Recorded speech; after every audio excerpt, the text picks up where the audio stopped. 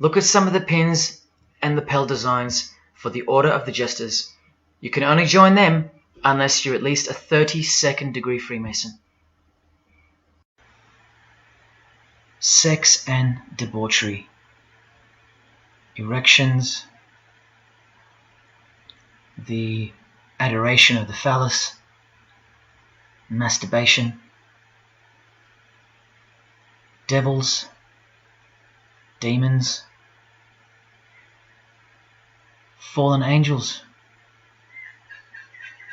This one here, mocking holiness, reference to the anus, and sodomy, anything to mock the Bible. This disgusting one has King Momus sitting on a female's face, and hidden in plain sight is the square and the compass, for those who have eyes to see. Bestiality, yes indeed. This bagpipe player has an erection, and the sheep is running away scared. Self-explanatory. This character has an emphasized eye, if you can see that, and the skull has an emphasized eye also. The wink and the one eye of the Indian. And the secrecy, the symbols of secrecy. On the far right here, the monkey covers his groin area, symbolizing the Masonic apron, and the black and white dogs, well, they symbolize the checkered floorboard of the Masonic Lodge, which is sexualized male and female principles. The horned god, where evil and good don't exist.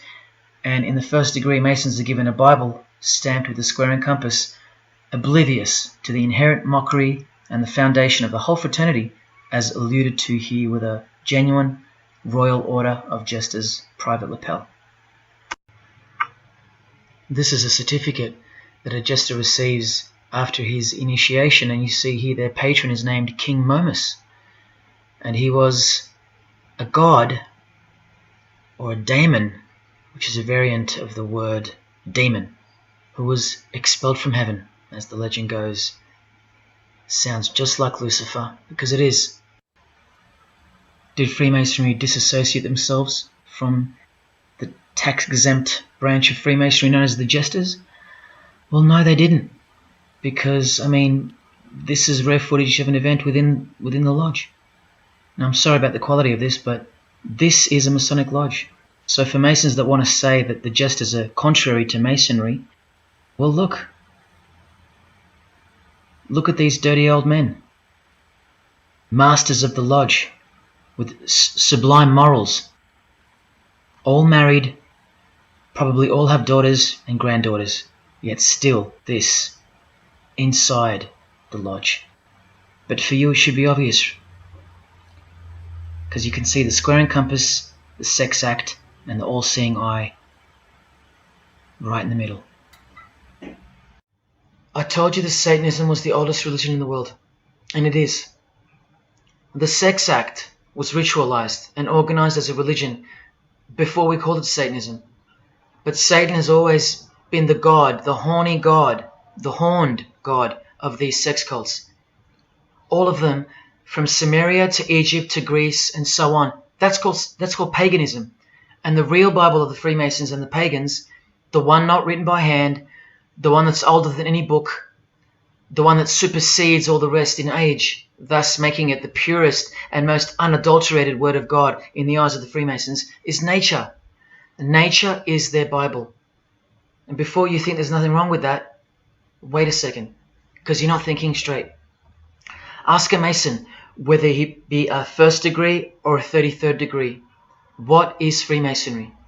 And the universal go-to answer is this: a peculiar system of morality, veiled in allegory and illustrated by symbols. Now, why would you need to veil your morals? Because in their peculiar system, evil is good and good is evil. That's Satanism 101. A peculiar system of morals. That should tell you something. That should tell you everything. Why would your morals need to be a secret? Because their deeds are in fact evil. Glorifying the laws of nature, where cruelty and self-obsession are virtuous characteristics. That's nature. Nature is as cruel as she is kind. The checkered floorboard, where everything is legal. It's Christianity that lives in reverse. The first shall be last. Love your enemies. The meek shall inherit the earth. These are unholy and unnatural concepts in the eyes of visible nature, the nature of Freemasonry, which is Satanism. What the Freemasons really mean by this morality veiled in allegory is that they're allowed to steal because nature allows it. They're allowed to kill because nature allows it. They're allowed to commit adultery because nature isn't monogamous. They're allowed to lie, indulge in all their God-given senses, especially sexual, because nature encourages it, as long as no one finds out, under oath. Jesus said, narrow is the road that leads to life, and broad is the road that leads to destruction. The Freemason of the century says, no true Mason can be narrow, for his lodge is the divine expression of all broadness. Because broad are the divine laws of nature. While they glorify those laws, Christianity breaks those laws. It becomes supernatural, because only then can you love your enemy. And so it goes that Christianity is despised by Freemasonry, the real Freemasons, because their Bible is nature, and by nature they know the personality traits of their God Satan, because he's the God of this world, just as the Freemasons, the enemies of mankind, say that he is, and just like Jesus said he was too. So they believe that Jesus is evil because he denies human nature and burdens us with the knowledge of sin. Observable nature, that's what guides the Masons' ethics and the Masons' morals. That's why they're called Freemasons. Believe you me, because they're free from moral obligations, free from sin, from guilt. They're free from Jesus Christ. These people are introducing this new system of the world, this new age. You're going to miss Christianity when it's gone. Mark my words. Because you have no rights in the eyes of nature, which is the Bible of Freemasonry and Satanism. And soon that will become painfully plain as a fact of life. Now please, I give you fair warning of what's to come in this presentation. It's very disturbing, or at least it should be. But cause to celebrate follows the disgusting things you're about to see. This is precisely where my own life and well-being come into danger. So let me say this right now. If you hear of my sudden death, or of my possession of 0.5 kilogram of cocaine or child porn, or my overdose or my suicide, remember this video. And if something so unfortunate should happen to me, may it serve as a catapult to you and as a remembrance of the conclusion to this presentation, which is this many minutes away. Do I really think they're going to make me pay for this video, for breaking my oaths? Well, seeing as people are so far gone, lost in the illusion that secret societies have constructed around you and inside you, and seeing as they can simply pull this video down, close my account and whatnot, no, I don't think they'll come after me. But if they do, let me say this to the Grand Lodge that orders my demise right now. Jesus wins. So in saying all that, here we go. Is Scott Morrison a Satanist? I'll let you answer that. Here is a ritual that Scott and every Freemason from this guy to this girl have performed. There is one Masonic apron you'll never see being worn. This one. And when I bumped into it, I thought it was a fake. Until I found this in Richardson's Monitor of Freemasonry, official Masonic literature, written for Masons only. On this page, what is that head doing there? You'll find out in a sec. Let's read the description of the apron worn in this degree. Speaking of the initiates, it states, they wear white aprons sprinkled with blood red and lined and bordered with black. On the flap of the apron, a bloody arm holding a dagger, and on the apron, a bloody arm holding a bloody head by the hair. Now this is why there's an illustration of a decapitated head. And this is going to become to a bone-chilling conclusion. So during this ritual, the candidate removes the blindfold and discovers a basin of water with a tumbler beside it.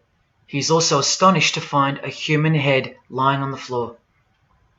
the master of ceremonies returns and directs the candidate to take up the knife in his right hand and the head in his left. Yes, this Pope, this rock star, this pop star, this actor, this actress, and this beloved Prime Minister, this is what they've done. All of them, hands down. And you thought all you needed to be is talented to succeed? No, you need to belong to the secret society called Freemasonry. And believe me, when you belong to them, you belong to them. Now you tell me, can these people end up believing in Lucifer? Is that really a stretch? Carrying around a bloody head? Swearing to have your brain cooked, tongue torn out from the roots if you ever reveal anything? No, the stretch is that you think they couldn't believe in Lucifer. That's the stretch. Lucifer, the one who sets you free, remember, from sin by sinning. Can you now see the bloody spirit of Freemasonry lurking behind the veneer of charity and the veneer of Christianity? Because Scott Morrison goes to church, apparently. The Pope is a Christian, apparently. But look at these people. So-called Christians, or Christians, gathered around a giant erect phallus in the middle of the Catholic square. This is Freemasonry, the demolition of morals, the creation of hypocrisy, and the demolition of true virtue. These minds are directing the future. Now, to be fair, I don't know if these heads are real heads. I never got that far to find out. But I will tell you this. All the skulls they use they're real. All the skeletons they use they're real. And they run every single noteworthy funeral home in Australia and the world. I know that personally and for a fact. Once again, you are only seeing the tip of the iceberg, because I can't bring myself to tell you about what I really know of the rituals that come after the 33rd degree Freemasonry. For as much as they celebrate life in various grotesque ways, they also celebrate death in ritual form, which are the things I can't speak of to you. They have to celebrate death in order to prove that they can see things through the all-seeing eye, the one that sees above evil and above good, the checkered floorboard, where things kill each other to live, where life is cruel, where morals are broad. There is no sin, there is only nature. See, these Masonic rituals are designed to desensitize the candidate further and further in preparation for the raw truth of Satanism, the truth which is plainly stated by the Grand Pontiff of Universal Freemasonry.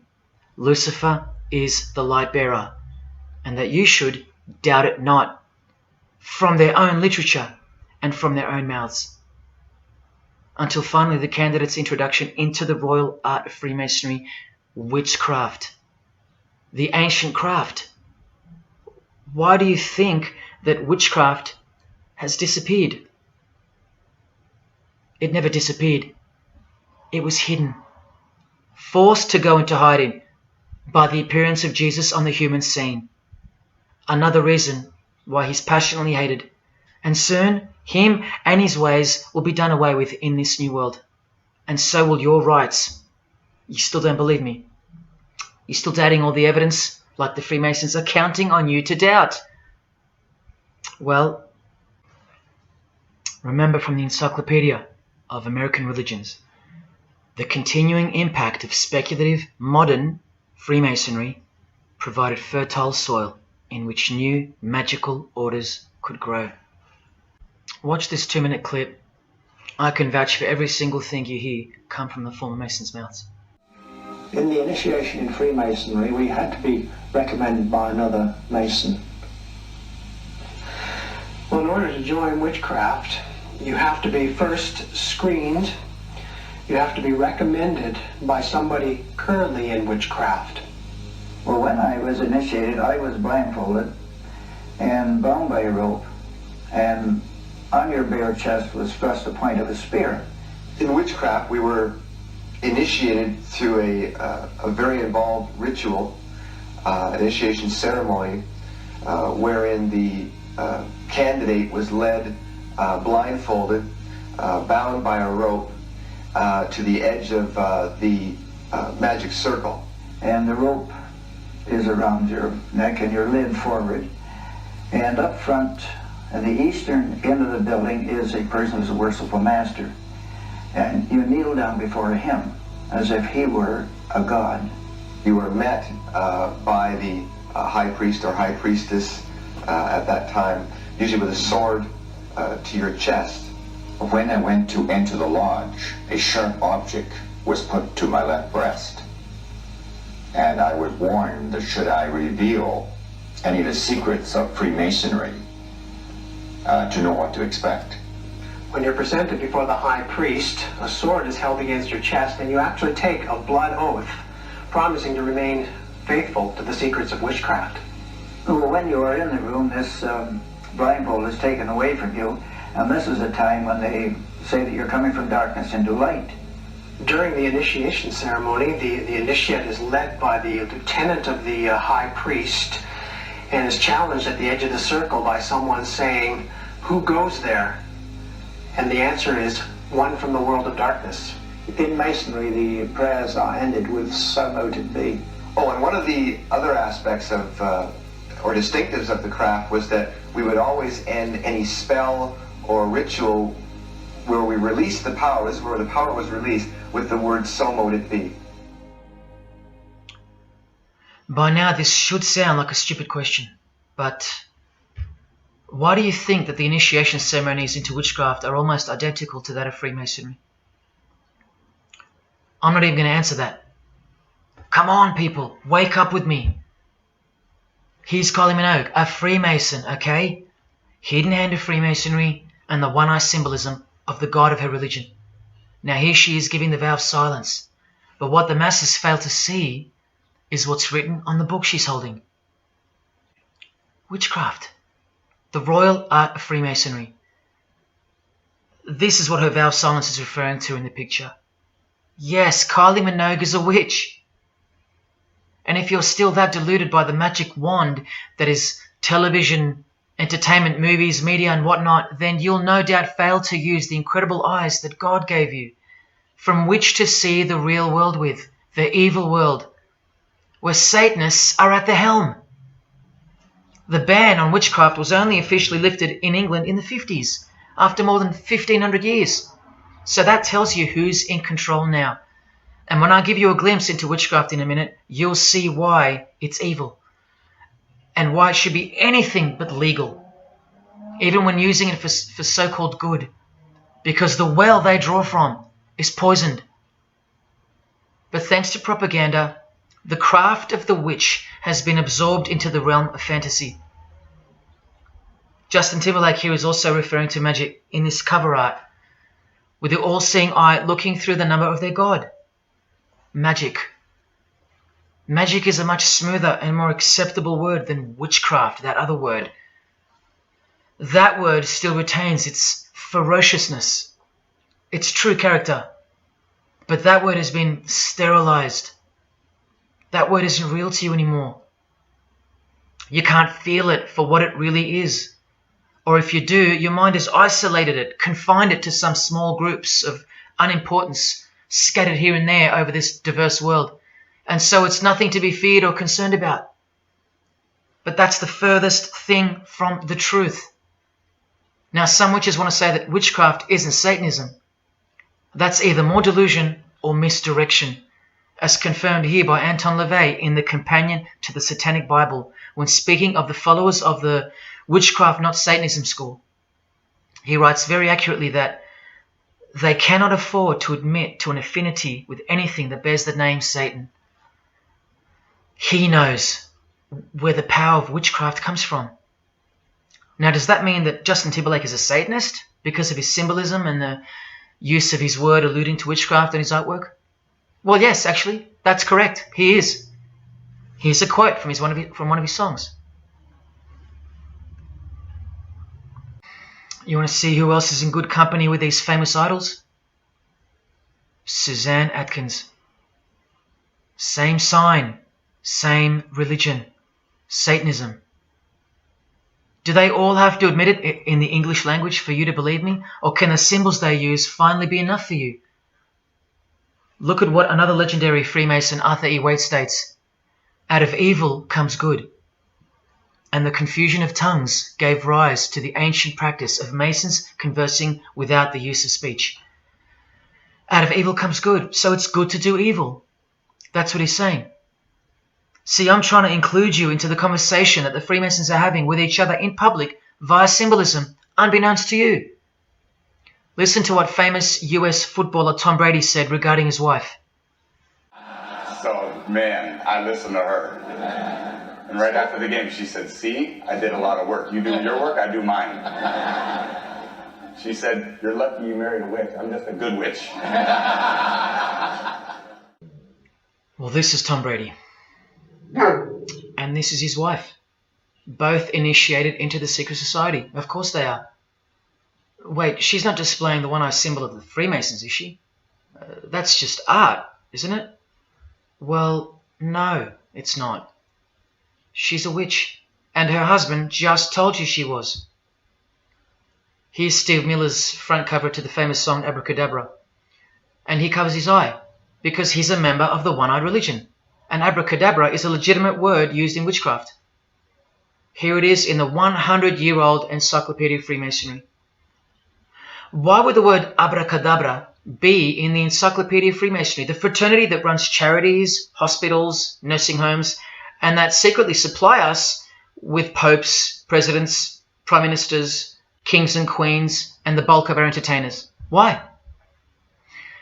You know, I really think it's time to show you what the Satanists dressed as Freemasons are going to do to you and the world to finally establish their new world, their utopia.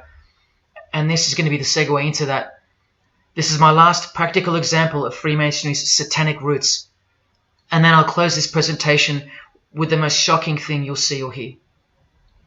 You probably won't care, but to the precious few who remain, I will send you off with the greatest and most beautiful shock of all.